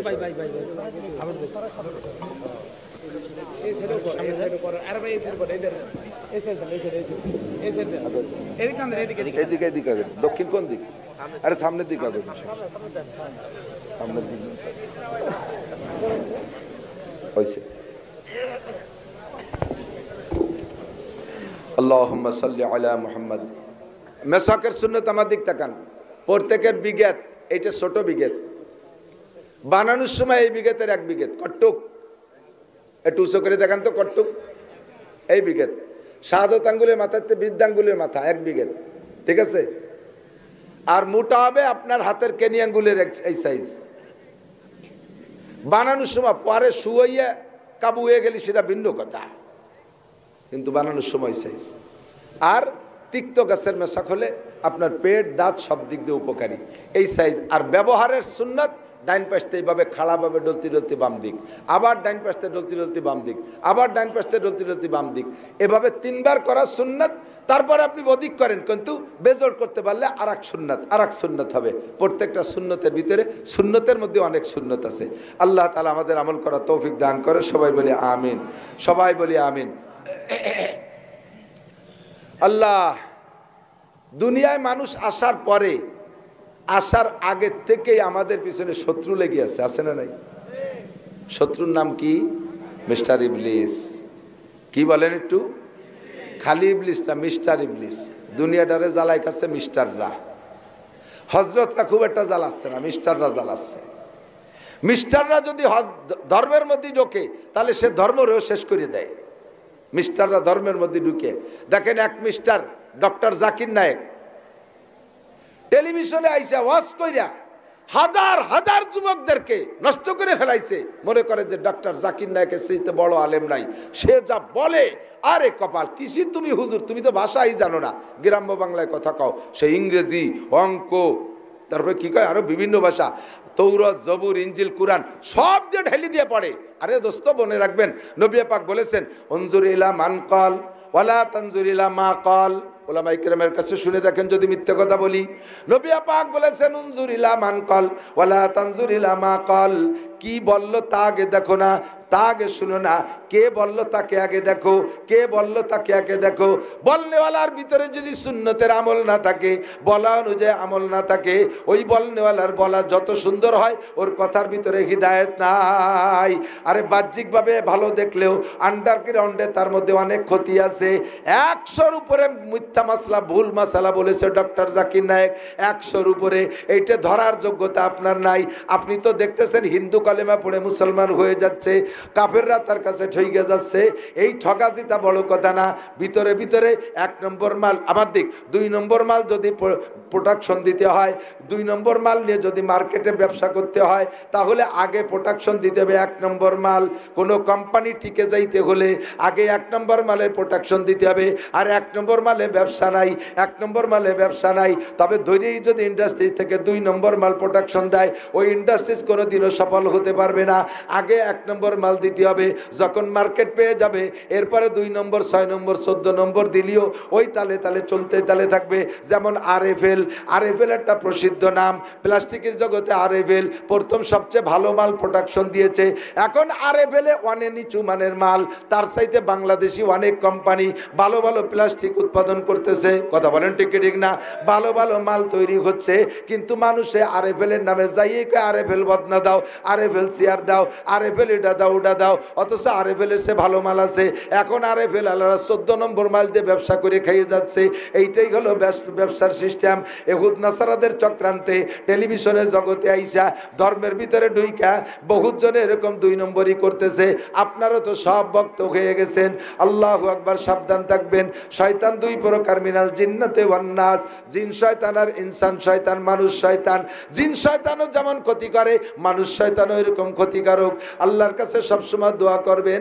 আল্লাহ আপনাদেরকে হুকুম করতেছেন, ইয়া আইয়ুহাল্লাযীনা আমানু লা তাত্তাখিযু আদুওয়ি ওয়া আদুওয়াকুম আউলিয়া। হে আমার অন্ধ জগতের অটল বিশ্বাসী পাগলরা, জীবনে কোনোদিন আমার শত্রু আর তোমাদের শত্রুদেরকে বন্ধু বানাবা না।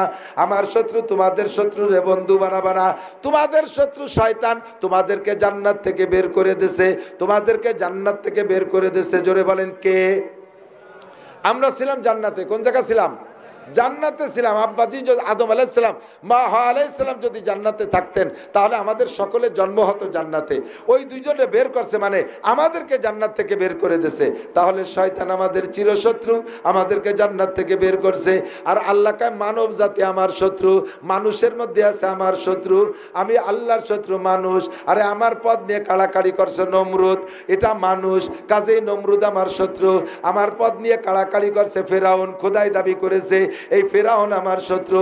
আমার পদ নিয়ে কাড়াকাড়ি করছে সাদ্দাত, কোন জিন আমার পদ নিয়ে কাড়াকাড়ি করে নাই, এই জন্য সাদ্দাত আমার শত্রু, মানুষ আমার শত্রু। কালাতিল ইয়াহুদ উযাইর ইবনুল্লাহ, ইহুদিরা বলে উযাইর আলাইহিস সালাম, আমার খেয়াল করতেছেন আপনারা? ইহুদিরা কয় উযাইর আলাইহিস সালাম আল্লাহর ছেলে। ভালো করে বুঝেন নাই বিদায়, গভীরে নজর দেন নাই বিদায় নাউজুবিল্লাহ আসতে কইছেন। উযাইর আলাইহিস সালাম আল্লাহর ছেলে, এই কথা বললে কত দূর যায় জানেন? ইহুদিদের দাবি উযাইর আলাইহিস সালামের মায়ের সাথে আল্লাহ যৌন মিলন করেছে, গর্ভধারণ করাইছে আল্লাহ, সেই গর্ভের সন্তান উযাইর। ওয়াকালাতিন নাসারা মাসীহ ইবনুল্লাহ, আর নাসারা খ্রিস্টানরা কয় মারিয়ামের স্বামী নাই, আল্লাহ মারিয়ামের সাথে যৌন মিলন কইরা গর্ভধারণ করাইয়া সেই গর্ভের সন্তান ঈসা। একটু জোরে কর না নাউজুবিল্লাহ। আল্লাহ কয় আমার নামে এত বড় অপবাদ আর কেউ দেয় নাই, স্বয়ং ইবলিসও আমার নামে এরকম অপবাদ দেয় নাই। কাজেই এই ইহুদ নাসারা আমার শত্রু। লা তাত্তাখিযু আদুওয়ি ওয়া আদুওয়াকুম আউলিয়া, আমার শত্রু তোমাদের শত্রুর সাথে বন্ধুত্বতা করবা না, যেই করবা তার সম্পর্কের রেজাল্ট শুনে নাও। ওমাই ইয়াতাওয়াল্লাহুম মিনকুম ফাইন্নাহু মিনহুম, তাদের সাথে যাদের সম্পর্ক হবে কিয়ামতে আমি তাদেরকে তাদের সাথে বিবেচনা করব। মুসলমান যদি হিন্দুর সাথে প্রীত রাখো, মুসলমান যদি ইহুদিদের সাথে ভালোবাসা রাখো, খ্রিস্টানদের কালচার তোমার ভালো লাগে, আরে খ্রিস্টানদের পোশাক ভালো লাগে, খ্রিস্টানদের দাড়ি কাটার স্টাইল তোমার ভালো লাগে, খ্রিস্টানদের কাটিংয়ে চুল কাটা তোমার ভালো লাগে, তুমি খ্রিস্টান মুখে না হইলেও, তার সাথে একসাথে চলাফেরা না করলেও মিডিয়ায় দেখা তার কালচার তোমার ভিতরে আনতেছো, তার পোশাকে তুমি সজ্জিত হচ্ছ, তার স্বভাবে তোমার স্বভাব তৈরি করতেছো। কাজেই কিয়ামতের ময়দানে ওই ইহুদ নাসারা খ্রিস্টানদের সাথে তোমারে বিবেচনা করা হবে। হও তুমি মুসলমানের বাচ্চা, কিছু আসে যায় না, তোর চুল কেন খ্রিস্টানের মতো, তোর দাড়ি কেন মেসির মতো, তোর প্যান্ট কেন চলচ্চিত্রের নায়ক নায়িকার মতো, তোর শার্ট গেঞ্জি কেন নায়ক নায়িকার মতো, হে মহিলা তোর পোশাক কেন খ্রিস্টানদের মতো, হে মহিলা তুই কেন মুসলমানদের সাথে দুর্গা পূজা, কালী পূজা, সরস্বতী পূজা, লক্ষ্মী পূজায় গেলি, তাদের ওই জায়গা যে কেন খাইলি? মুসলমানের সন্তান হইয়া, এই মুসলমানের সন্তান হইয়া কোনো হিন্দুর বাড়ি খাইতে পারে না। মুসলমান হিন্দুর বাড়ি খাইতে পারে না।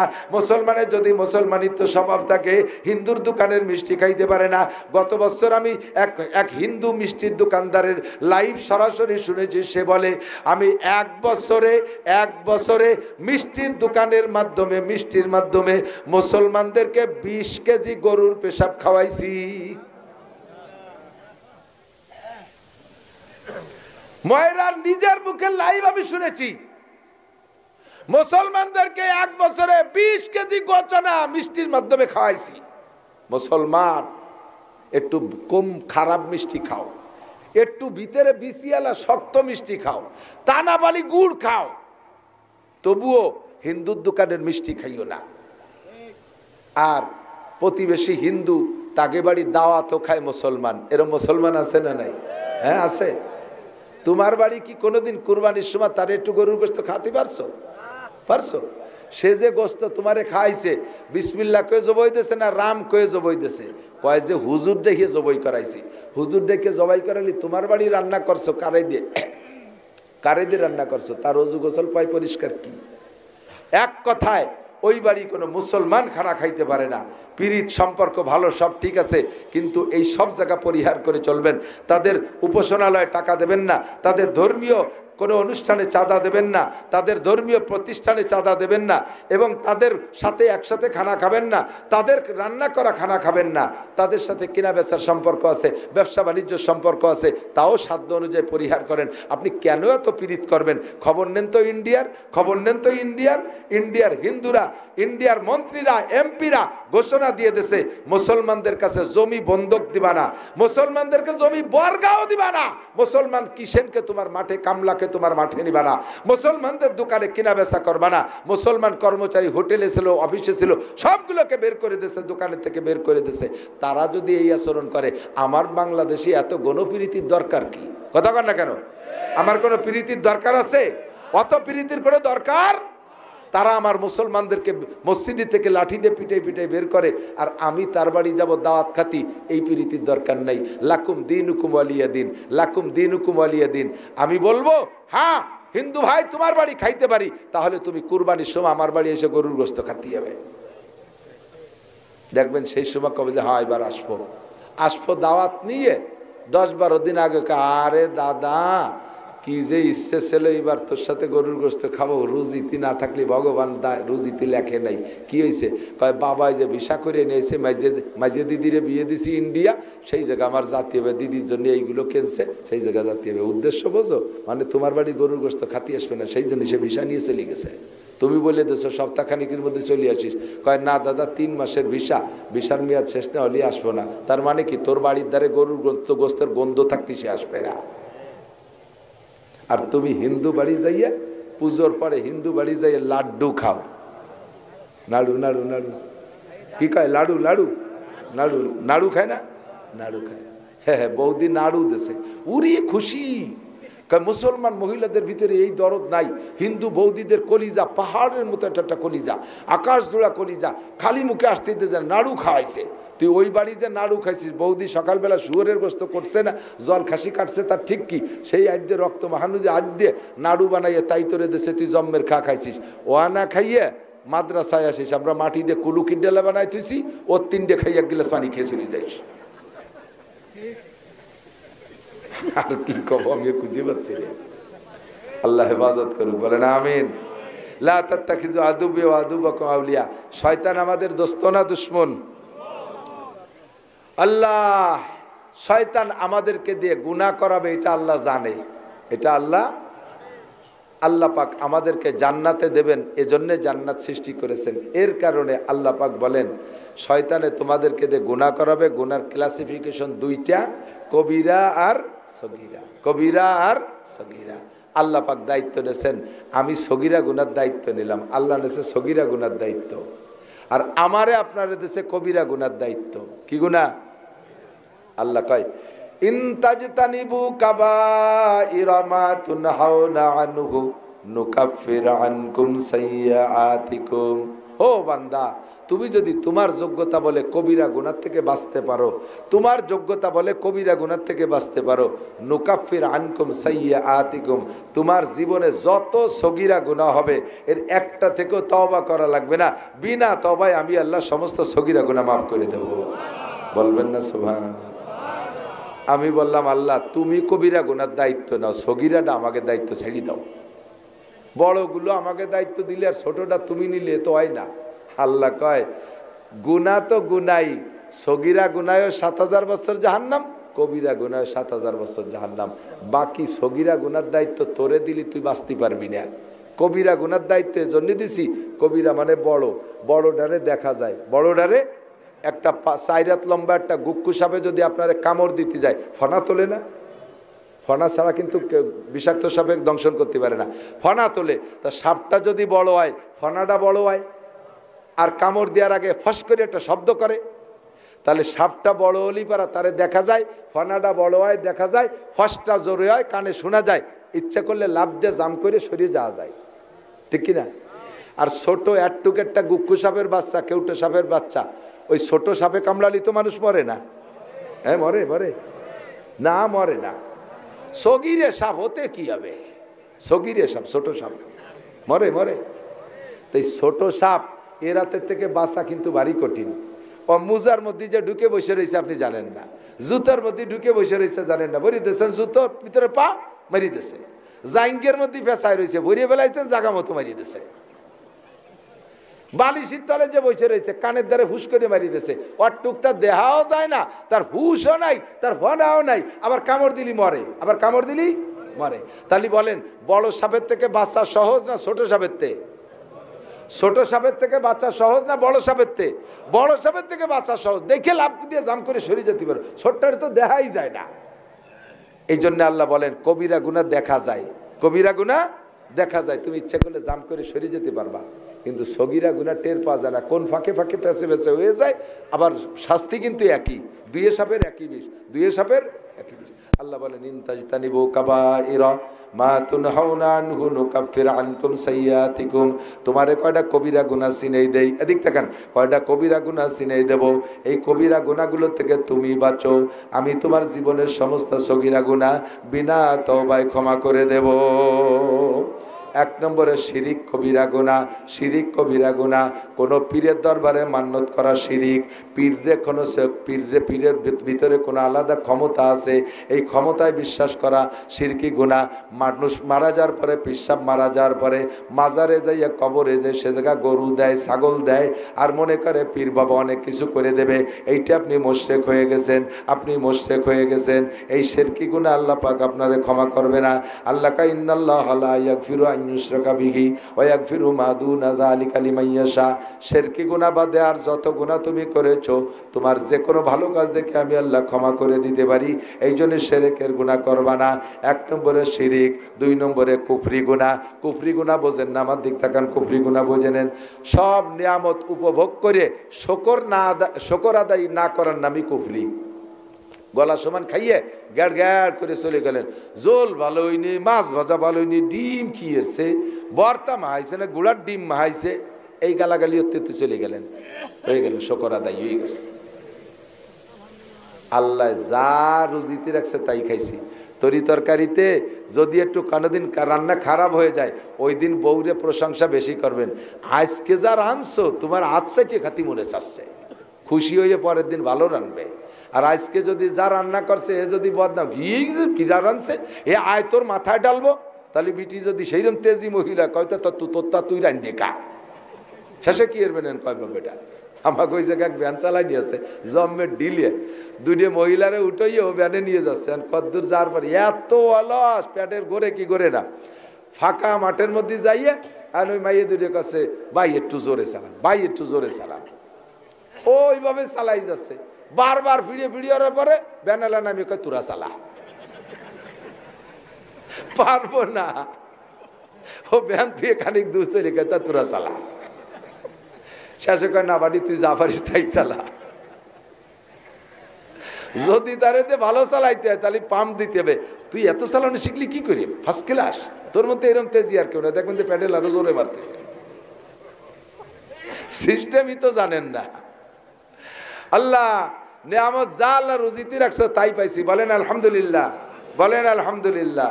এই সব কিছু মানতে হলে জানতে হবে, বলেন মানতে হলে জানতে হবে। দাড়ি চাচা সগীরা না কবিরা? দাড়ি চাচা সগীরা না কবিরা? ছোট্ট ছোট্ট করে রাখা তার চেয়ে বড় কবিরা। দাড়ি সাইটে সাইটে একটুক একটুক পিসি দাড়ি রাখা, এটা পুরো শেভ করে ফেলানোর চাইতে বড় জঘন্য অপরাধ। কারণ শেভ করা আলা জানে যেটা আমি অন্যায় করতেছি, আর একটুক একটুক রাখিয়ে উনি মনে করতেছে আমি সুন্নতের পর আমল করতেছি। যা সুন্নত না তারে সুন্নত মনে করা বেশি অপরাধ, তা আরও বেশি অপরাধ। কাজে আপনি আরও বড় গুনাহ করতেছেন।